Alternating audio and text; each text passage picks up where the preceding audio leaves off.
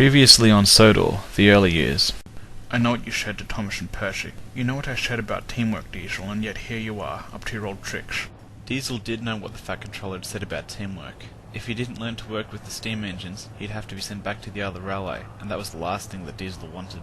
What do you have to say for yourself? I always considered them to be inefficient and dirty. I never thought I'd find myself standing amongst them. I will need some time to adjust. I understand. I think I'll just have you do odd jobs around the railway until you're ready. Thank you, sir.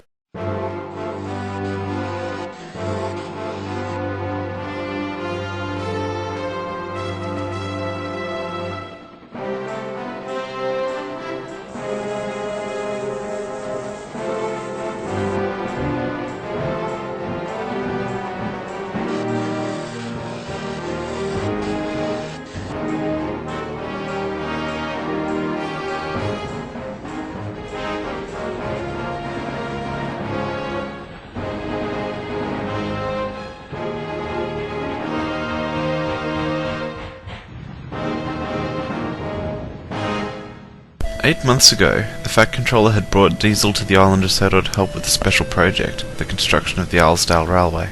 It had finished a few months ago, but much to the surprise of the other engines, Diesel had remained on the North West Railway. He had been performing duties all over the railway, and as expected was rude and grumpy towards the steam engines. But despite this, the Fat Controller hadn't sent him away. The other engines were a bit puzzled, but as time went on and Christmas approached, they got used to Diesel's presence, even if they didn't quite like it. Then again, some of the engines were less comfortable with Diesel's presence than others.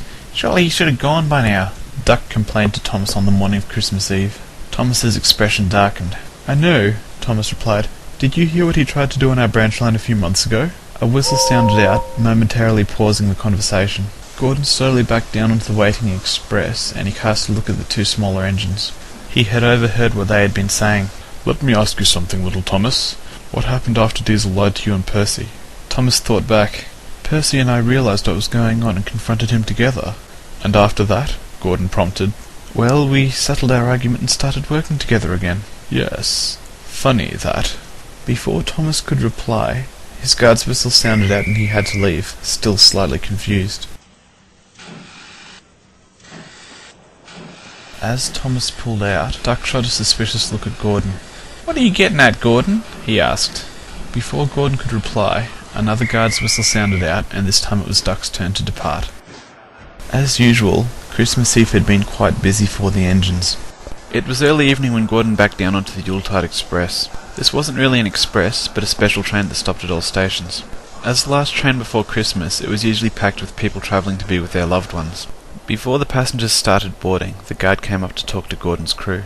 Gordon's fireman was already on the platform, and his driver decided to join them a second later. Turning to climb out of the cab, he tripped and fell over. He reached out to steady himself. His hand closed around one of the levers for a moment, then he fell out of the cab, landing hard on the platform. As the fireman and guard went to help the driver to his feet, the three of them heard a chuff from Gordon's funnel, then another. "Gordon, wait!" his driver called, but it was too late. Determined to do a good job for the passengers he thought he was carrying, Gordon was already picking up speed. "Hurry, hurry, hurry," he called to the coaches. Soon he was cruising along the line.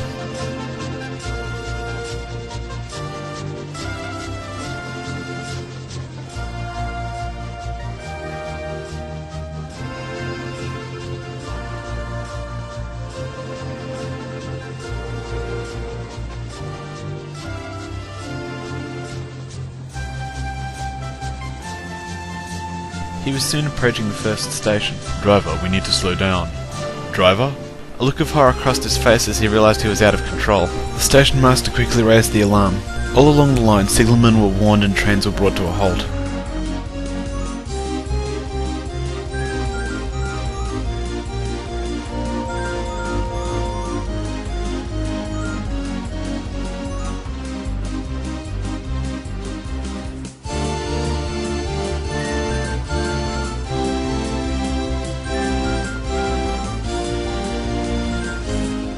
Further up the main line, Duck and Diesel had both been halted outside the same signal box.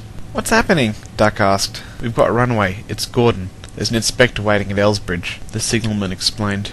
Both engines looked worried. "We might be able to jump on board as he goes past," Duck's driver suggested. "It sounds like he's coming rather fast," Duck observed. "You wouldn't be able to make it." Not unless you're moving too, Diesel said. What do you mean? You'll be lucky if a powerful engine like Gordon's slowed down by Craven's Gate, let alone Elsbridge. If I could get in front of him, somebody might be able to clamp my ladders onto his footplate. Sounds risky, the signalman observed. Well, you know what they say about desperate times. Gordon could have a nasty accident before he slowed down enough to be boarded and stopped. Duck was flabbergasted. Diesel left his train and backed down onto the express line. Duck's driver climbed aboard his ladder a moment later. What are you doing? What does it look like, Montague? I'm saving that galloping sausage from himself. But you? Yes, me. I believe it's called teamwork. He was cut off as a loud whistle filled the air. Get out of my way! Diesel began moving backwards, accelerating as fast as he could.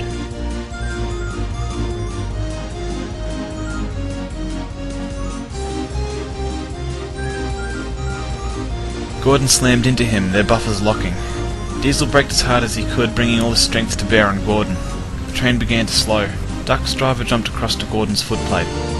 As Diesel began to bring the heavy train under control, Duck's driver connected the brake lines between the two engines. Diesel didn't wait, immediately applying full air brakes.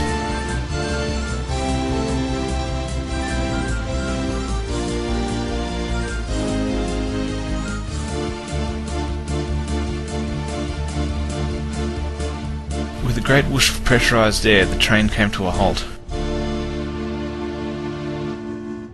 Neither of the engines spoke, they were both getting their breath back. Duck's fireman brought him alongside a few moments later. The Great Western engine was almost as puffed out as the other two. It was Gordon who spoke first. I know what you did last summer, Gordon said to Diesel. What do you mean?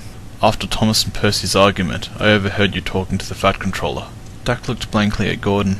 Diesel got Thomas and Percy talking again by uniting them against him. You're kidding! I'm not. And you didn't have to rescue me either, Diesel. What made you do it? If I hadn't, Sir Topham might have sent me back to the other railway. What's wrong with that? Diesel paused for a moment, and a haunted look crossed his face. You know those scrapyards where you rescued Oliver? What about them? About 9 months ago, I was taking a load through there late one night. As I rounded a corner, I saw a sight that chilled me to my wheels. One of my brothers was being cut up for scrap. It seems newer classes have made my type obsolete. You must have been scared. That was putting it mildly, Diesel thought. Having replaced steam engines, he had never expected to be replaced himself. I needed to escape, and the Isledale Railway construction project provided the perfect opportunity. I knew that if I worked hard, Sir Topham might keep me on. You know the rest. I have to work with you smelly, inefficient steamies to survive. No wonder Diesel was so bitter, Duck thought. He was a victim of circumstances. There's an inspector waiting at Elsbridge, Gordon. Let's go. With that, Diesel and Gordon headed off.